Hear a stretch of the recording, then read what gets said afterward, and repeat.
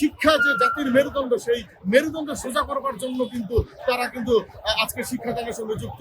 এবং এই শিক্ষকদেরকে যদি অবহেলিত রাখা হয় তাহলে কিন্তু জাতির মেরুদণ্ড ভঙ্গুর হয়ে পড়বে এবং সেই ভঙ্গুর অবস্থা নিয়ে একটা জাতি কখনো মাথা উঁচু করে দাঁড়াতে পারবে না। এবং আপনাদেরকে একটা কথা শুধু বলি যে সমস্ত সেক্টরের জন্যই টাকার কোনো অভাব নেই। যখন এমপিভুক্ত শিক্ষক কর্মচারীদের জন্য যখন টাকা বৃদ্ধির আলোচনা করা হয় তখন রাষ্ট্রের সক্ষমতা কমে যায়, তখন রাষ্ট্র দরিদ্র হয়ে পড়ে, একেবারে অর্থের অবস্থা হলো শেষ হয়ে যায়। কিন্তু আপনাকে জানাই যে কয়েকদিন আগেও আপনার রাজস্ব বোর্ডে আমরা দেখেছি, বিভিন্ন ক্ষেত্রে দেখেছি 14, 16তম গ্রেডের যারা তাদেরকে টেনে নিয়ে এসে নবম গ্রেডের আপনার প্রথম শ্রেণীর কর্মকর্তা বানানো হয়েছে। তখন রাষ্ট্রের সক্ষমতা কমে না।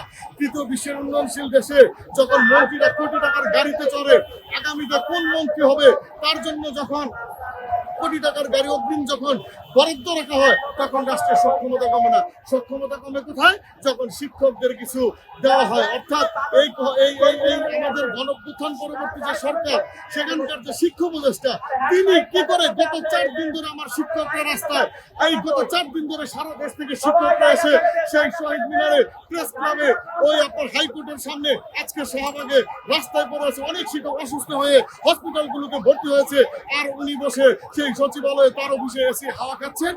একটা সম্পদের সঙ্গে কি হতো, যে দায়িত্বপ্রাপ্ত যিনি রয়েছেন তিনি কিন্তু এসে আমাদের সঙ্গে একাত্মতা ঘোষণা করতেন। তিনি এখানে আসতেন, তিনি এখানে বসতেন এবং বলতেন যে আসলে আমি আপনাদের দায়িত্বপ্রাপ্ত শিক্ষা উপদেষ্টা, অথচ আমি আসলে পারতেছি না বা পারলাম এই পর্যন্ত।